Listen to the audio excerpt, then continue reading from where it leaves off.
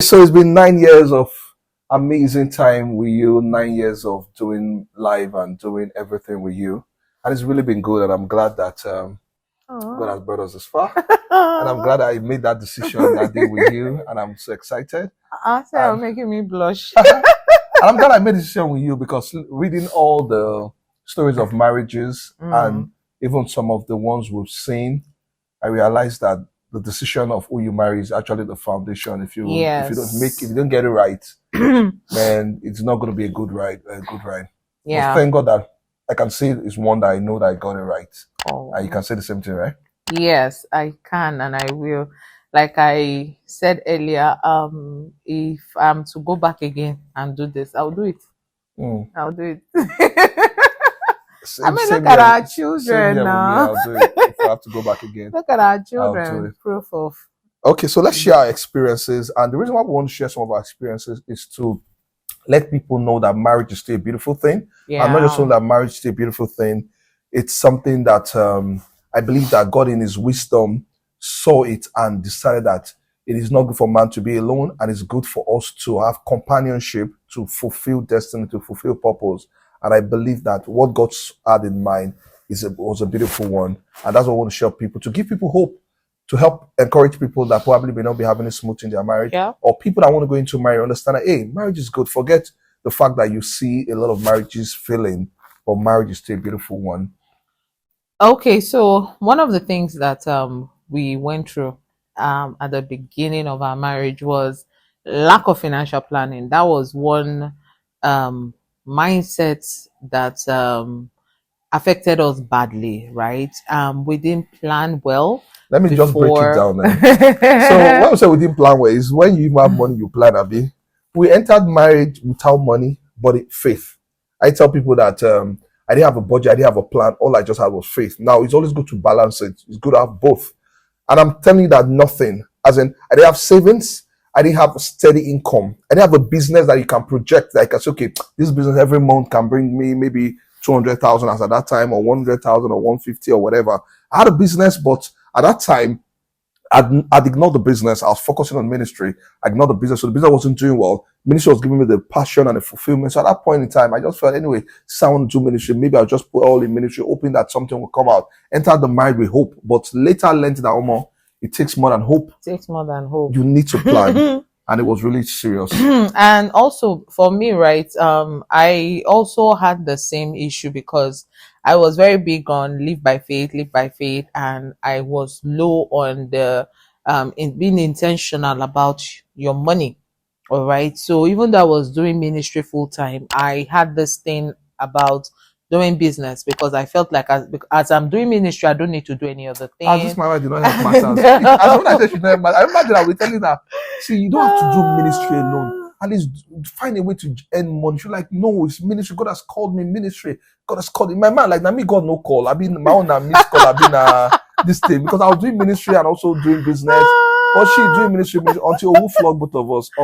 Yeah, and it wasn't easy, honestly. We're laughing about it now, but it wasn't easy then. It wasn't easy. I had to do Uber. It wasn't easy. I didn't want to do Uber. I didn't want to do the Uber. I remember when my pastor said, why don't you try to go do Uber? I looked at my pastor that day and see my life. Hey, see my life. I mean, you can't carry people. I can't carry people. I know how do I explain? I know you sometimes pride or you feel that people are seeing this way, but I don't know, no man sends you. When you are dealing with hunger at home, nobody knows and the rest. But thank God I did it. Yes, thank God he did, because at least one of the things he guaranteed was a steady flow. I mean, as a steady flow. When it goes out, it comes with something, and we were able to. And my wife was happier. That's I was happier. But there is no money. The romance, the role we live, the mass we jar. I'm telling you, I was happier because even though yes, I initially struggled with it because Uber was just fresh in Nigeria at that time, and so when I was told about it, all I heard was, "Now my husband is a taxi driver." I said, "Jesus, I don't enter." Even with that, I just said, "I don't enter," but. You know, it was really a humbling situation. I'm telling you, humbling. And, that's what happens when you don't plan. It was humbling, but we're grateful that at least, it helped us to keep ourselves running. It helped us to keep ourselves running and to make sure that there is something coming in. And you know, the second thing that really made it tougher was when I began to have issues, you know, medically. I went because I just noticed I would be bleeding for a very long time, and my flow wasn't stopping. So when I went to the hospital, they told me that I would need to do a hormonal test, which I did, and I was diagnosed with PCOS. For those who don't know, polycystic ovarian syndrome. See the big names. And one of the side effects of that is that you'll be bloating, getting bigger, and all of that. You will look like you're pregnant, but you're not pregnant, sure. Right? And it was tough. It was really tough. So, but the doctors assured me that there was nothing to worry about. All I needed to do was take some medication, change my diet, which I did, you know, but it wasn't helping. I still kept having the irregular flow. So there was always this frequent visit to the hospital. After a while, it became very traumatic for me. And you know, even with all this that was happening, I was still doing ministry, I was still preaching, I was still planting churches. There was no money like that. So it was tough. It was a lot. And I'm grateful to God now that, thank God, the children didn't come as at that time, because I don't even know how I would have been able to cope, right? So it was so much. So when I got the report finally that, oh, madam, your fallopian tubes are blocked, blah, blah, blah. You might not be able to have children and stuff. You know, I've shared this testimony over and over, but let me be honest with you. One of the reasons why I had to stay with God is because there was even no money to do IVF. I'm telling you. There's no, at least even far. Even the test. To run some tests. There was some tests. 120K. There was some tests. God, you know what 120K is? 120K then was like, how much was our rent today? 330,000. So that was almost half. So now I use half. You know, so when they wrote down all the tests, now this is not even treatment. When they wrote down all the tests, I did the math. I remember that day in the hospital, I did the math. I said, wait, I will spend up to this amount, almost 250K when we did the math. And that's just the test. Then they told me that once I start the treatment, I will begin to spend money regularly in hundreds of thousands. I said, for where? As I left the hospital, I had to see some things to make you hear God very well. I had to hear God when the Holy Spirit said, not going to the hospital. So I had to stay with the word of God. It was really my driving force, right? To stay with the word of God, because all I saw, it was like God just showed me that all I saw was a frequent visit to the hospital and spending money we don't even have. So couple all of that with the finances, so it was tough. So let's talk about when the shift began. Okay, so I'm thinking also, before we talk about when the shift began, let's talk about mindsets that we had that made it tough for us. So that in case anybody's going to marriage, you would also watch out for this mindset. So for me, one of the mindset is everything will be better, everything will be well. Don't worry, after we'll go, things will be sorted out. Now, it's good as a believer to be hopeful. It's good as a believer to believe that all things would always work out for you. But see, that does not stop you from planning. So it's one mindset that really affected me. Now I'm looking back, like, how do you go into marriage without savings and without a steady inflow? How do you even do it? But I did it. I'm telling you, I did it. But looking back, is that what I want to encourage people to do? No, it made it tough. I remember the first few years, it was something. We're always living miracle to miracle. As in miracle to miracle. Even to the barest minimum, we are believing for financial breakthrough. That's why I wanted to go to church. You are praying to go for transport. So it was that intense, right? So you say the mindset. And for me, because I had the mindset that my husband would take care of me. So I had the capacity for more, but I didn't allow it to come out.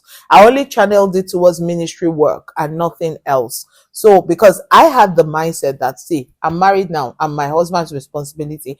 And what drove that mindset in was a statement a family member made to me as at that time. The family member said, now you are your husband's responsibility, and your husband is the one that is going to take care of you. So I got married with, okay, my husband will take care of me. I need to buy this, he will pay for it. I need to this, he'll pay for that. So I remember there was a time I wanted to change my wardrobe, right? And I needed money.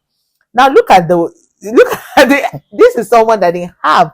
And here I am, I'm going to meet him. and I'm saying that I need money to change my wardrobe. And he said for me, where do you want the money to come from? I said, I don't know. I don't know. I need money to change my wardrobe. And at that point, he just got ticked off. He said for me, but I'm not your Jehovah Jireh. That thing got to me. So I went to God and I was so upset. And I said, God, I don't understand. Is it that I've just entered one chance? Because I'm not getting this. This thing is not making sense to me. And at that point, the Holy Spirit said for me, before you got married, how were you changing your wardrobe? I said, I buy my clothes. I said, I buy my clothes. He said, so why did that have to change now that you are married? Have I stopped taking care of you? Why are you making your husband your source?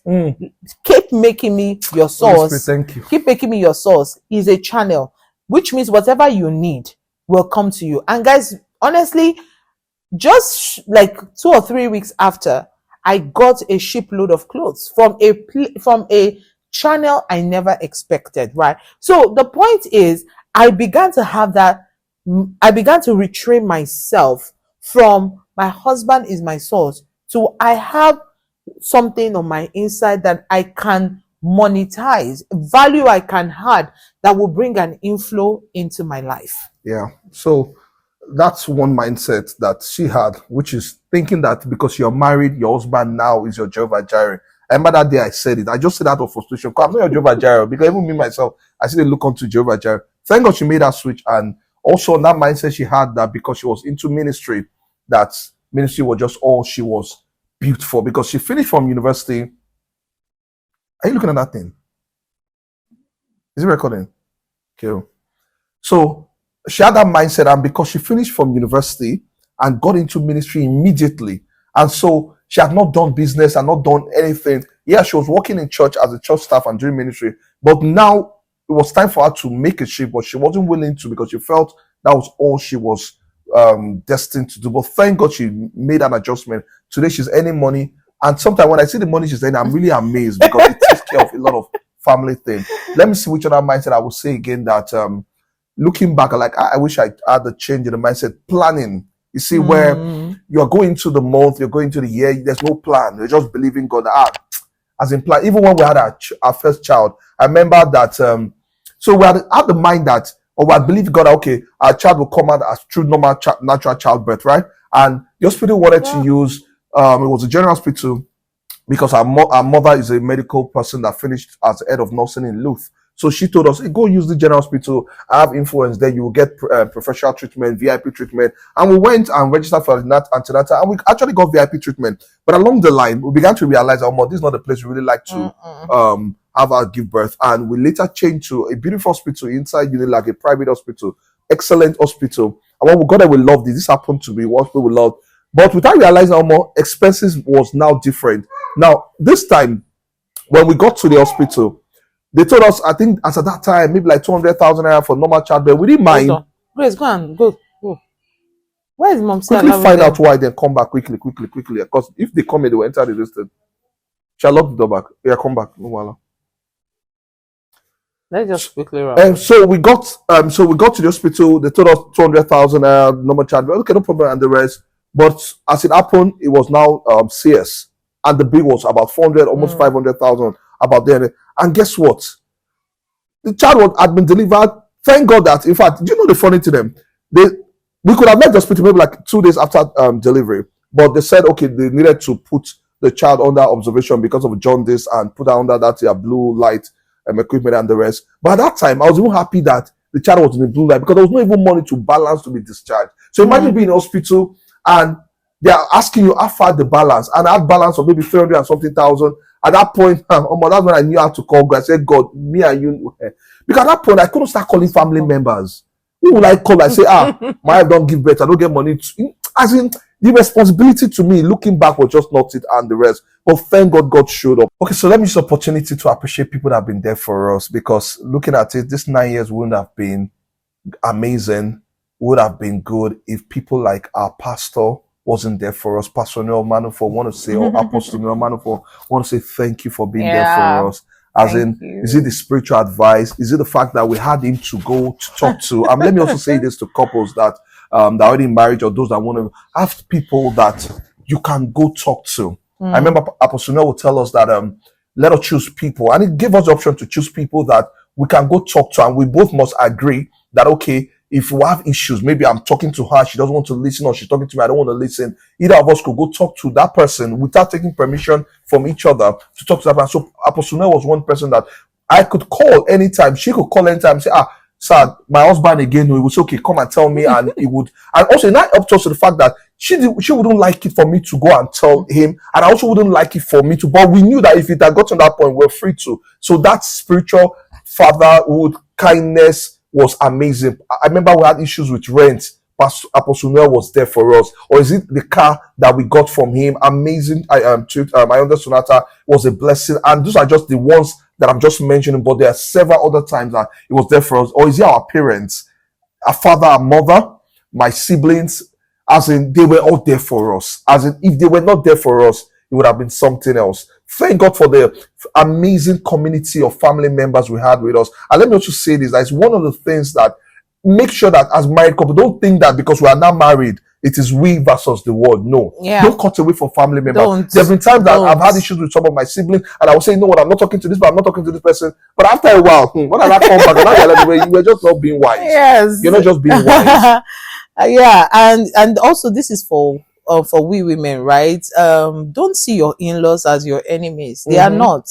You know, yeah, you might, some people might have in-laws that mean them, don't mean them well, but it's, if you are married into a family and you've seen that this people actually mean well for you, they might have their issues, and we're not talking about perfection here. They will have their shortcomings, right? The same way you have yours, but the same way with your brother, your sister, you don't disown them, you don't cut them off because they have things they're working on.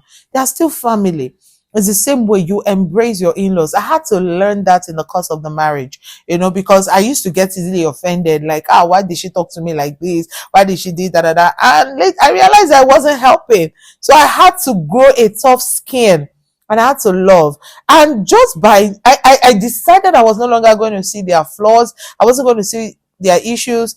And I began to see the best of them. And I began to see that these are wonderful people. Wonderful. I mean, I say wonderful, I mean wonderful. They've been there, they've been there. Do you understand? So I've learned to have that beautiful relationship with my in-laws, and it has profited us. We have a very good flow with my sister-in-laws. We have a very good flow. So don't be quick to demonize your in-laws because you've heard the narrative that in-laws are bad, in-laws are this. Yours could be different. Learn to see the good in your in-laws, and you will enjoy the beauty of what it means to have a united family in your in-laws. I can tell you that. What should just tell you, I just remember the fact that when we relocated from Lagos to Abuja, moved and everything, we had planned to just move into our own house, but plans changed. The house we wanted to get was taken, and the other ones that were available were not up to standard. So I had planned to stay with my sister in Abuja for just like a week, but we stayed more than that. But imagine if our relationship with her wasn't good. And by the way, before that time, my relationship with her wasn't good for a while. Both of us were not talking for a while.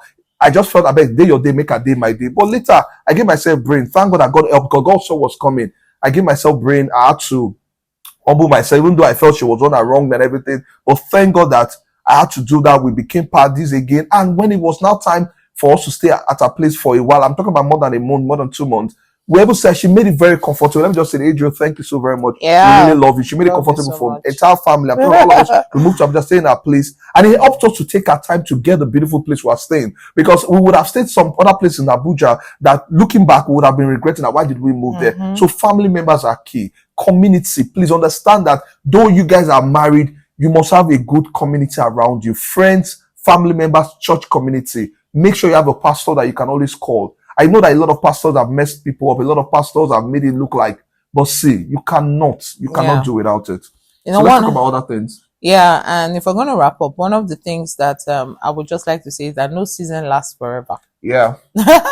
Yeah. You know, no season lasts forever. You will have the moments where you are abased, and you will have the moments when you are bound.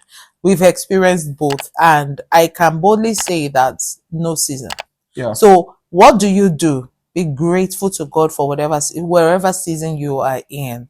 So if probably as a couple right now, you are in a season where it seems like things are hard, things are tough, things are not working, just sit down with God and say, okay, God, One prayer I pray most times is, Lord, expose my foolishness to me. It's very important. And when you pray that prayer and God begins to show you areas to work on, as long as you're consistently working on those things and you apply yourself to whatever wisdom that God is revealing to you, after a while, the winter season will shift to spring.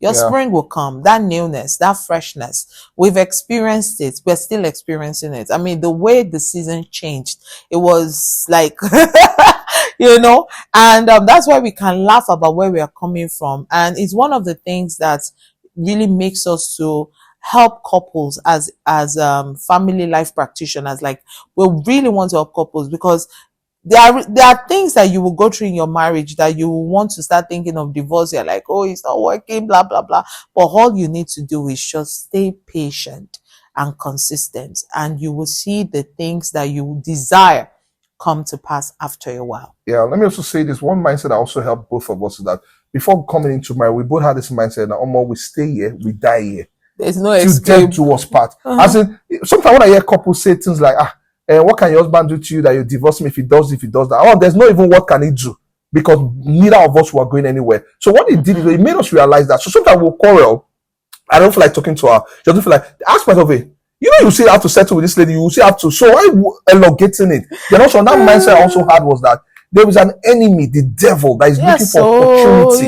So I think about it. I said, why would I be quarreling with my mom? I'm not talking to her. We are keeping an atmosphere of animosity. And one enemy sees advantage, comes in, attack the children, or attack my finances, or attack something. And I look and I realize that I was one that opened the door because I wanted to show my wife. Yeah. So it's one mindset. We both of us tell ourselves, see, let's forget it. There's an enemy. So let us understand that, at least even if I don't want to settle for that enemy, then also, since both of us will stay here till 100 years time, then why quarreling? You will still have to settle. You will still, do you understand? But there was even a statement my pastor made to me, and this was, I think, the first year of the marriage. I was complaining about a lot of things I wasn't happy about that my husband was doing, and he said something. He said, for me, in fact, the first thing he did was laugh, and I was just like, why is this man just laughing at my predicaments? And he said, for me, these things you're complaining about will still be there 5 years from now. So the question is, are you going to endure your marriage from now, or are you going to enjoy it? So I had to make up my mind, because I wasn't ready to endure the marriage. I want to enjoy every bit of it. So that was also the wake-up call I needed as at that time. And some of the things that I was complaining about were still there. Really, some of it are still there now. But what's the difference? Tell me one. Yeah, whisper. Tell me. After 9 years, tell me now. Oh God, we'll talk after. But really, what's the difference is that, number one, I'm not focusing on it. It's not an issue. I've also grown up, matured, because some of those things also were not major issues, right? So I had to just grow out of it and see the best. So I focus more on his good sides. I focus more on how he's a wonderful father, he's a great husband, he's faithful, he's loyal, he's dependable. I focus more on that. So even if he's not yet as romantic as I want him to be, but at least he's making up for it in some other areas. Yes, I was over romantic during the relationship part, so use that one to cover up for all the many years. God. I was just kidding about it. We'll go try. Worry man, we'll go try. Let me also say something else again. Another attitude that also has helped us this far is that we live an open book policy. What do I mean? There is no secrets. I don't have a password to my phone that she cannot access. Yeah. If there's any password to my phone, it's because of my children. I don't want them to just enter the family, press anything. She knows the password to my phone. She knows my ATM pin. I know ours too. There is nothing like, there's something I'm coding. She knows when money comes into my account. She has access to it, and she doesn't go to touch it. Do you understand? So that has really helped us. That's really helped us. The other thing again I would say that has really helped us is just keep my mind. You just said something. I'll try and remember something I wanted to say. Okay, so another thing is there's this oneness that we practice. So we don't do this, my money is my money, your money is your money. We work together, we put money together. So when there is a need in the house, we put money together. And it has helped us, because one of the things I told myself is that you are open about every other thing. You don't want to be open about your money, right? So we had to be open about our money. And once you can deal with that money issue in your marriage, you have dealt with a lot of, like, maybe 50% of the issues, because money problems are real problems. Yeah. So, but if you are dealing with a spouse that you don't trust, then you would need to really apply some level of wisdom, which will be said behind camera. Yeah. So let me say, I just remember what I wanted to say. When she was talking, she mentioned something that she had to focus on the good part. It's on that area that's really helped me. You know, earlier on, she talked about the medical challenges that she had at the beginning part of her marriage and everything, made her bloat and everything, made her big tummy. Now, after having 2 children, the tummy has not really gone down the way you expect the tummy to go down. And I remember there was a time in our marriage where I'll be looking at the tummy, I'll just be angry, I'm like, God, which kind of big belly be this one and the rest. But you see, I later realized that how long do I want to be? I'm not nice. How do I want to deal with this? Will I want to allow it to continue causing issues, or will I choose to focus on the beautiful part of her? I have to tell myself, does this stop her from being beautiful? Does it stop me from seeing as attractive? And it didn't stop. It didn't stop our sexual life. It didn't stop anything. I had to work on my mind. And let me say to people that say, you can decide to focus on the 20% that is not pleasurable, not pleasant to the eyes, or not working, and let the 80 parts go down. Or you can try to focus on the good part. Somebody can say, no, my wife or my husband does not have 80% good part. It's because you've magnified the bad part. It's not looking so big. So I chose to focus on it. And I told myself, God will help us. Whether it goes down, it does not go down, man. I'm loving her all the way. It has not affected any part of our life. I'm proud of her anywhere. Some people say, no, I'm not proud of my wife because my wife is this. My wife does not look good. She's big and she's that. See, it's a mind thing. It's a mind thing. If you were if it was your way around, would you like your wife to say the same thing about you and the rest? So it's a mind thing. So that's another thing that has really helped us. Okay, so as we wrap up, I just want to say that doing life, ministry, we're really prepared for our marriage, and that is why we also are into this. So it's one of the reasons why I actually engage couples in premarital counseling, in couple therapy, in order to help them to see that, look, you can have a great marriage, you can actually have a fulfilled marriage, and it doesn't matter the season of life you are in your marriage can actually thrive. So if you're here and you would like to sign up for our premarital counseling classes, or you would like to just have a session with us, whether you're just going through a season in your marriage and you need help with, reach out to us, send a mail to us, send a DM, and you'll be responded to. Or probably you want couple therapy, you and your spouse, you're finding it difficult to navigate in order to become better. You're going through some issues in your marriage and you're finding it difficult to navigate those issues. Send a message to us and you'll be given a discount. All right, you'll be given a discount, and I'm telling you, you will feel at home. And I know one thing for sure, your marriage will be better for it. Yeah. So what she said is the truth. I believe that those of you that are married, you know the implication of a good marriage. You see, when you are having any difficulty in your home, it affects every area of your life. It affects your mental health. It affects your finances. It affects your ability to even be a good father to your children. Your children will feel the hits. Your children will suffer because of the fact that the husband and the wife, you guys are not having it well. So there's a lot to it. So it's one area I tell people, while you are working on other aspects of your life, make sure that you are investing in your marriage. So if you have to pay for a session with us, if you have to please do it, because it's worth the investment. When you have a good marriage, it shows in every area of your life. And also realize that we're not just doing it because we've just gathered experience in our 9 years of marriage. No, I'm talking about the certification that backs this thing. There is trainings that we've gone through that have backed this thing. So I'm saying that, guys, if you need it, reach out to us. Then lastly, we just decided to start taking our YouTube channel seriously so that we can be more blessing to people. So I want to encourage you, if you've not subscribed to our channel, please do it as a wedding anniversary gift to us. Please subscribe to the channel, share to other people to subscribe, and we'll really be happy you did that for us. I hope this has been a blessing to you. There are a lot of things that I'd love to say, but time will fail us to say it. So we're going to be doing more videos like this, sharing our experiences, talking about real life issues. So please subscribe, click the notification icon so that you can be notified when we come up with more videos.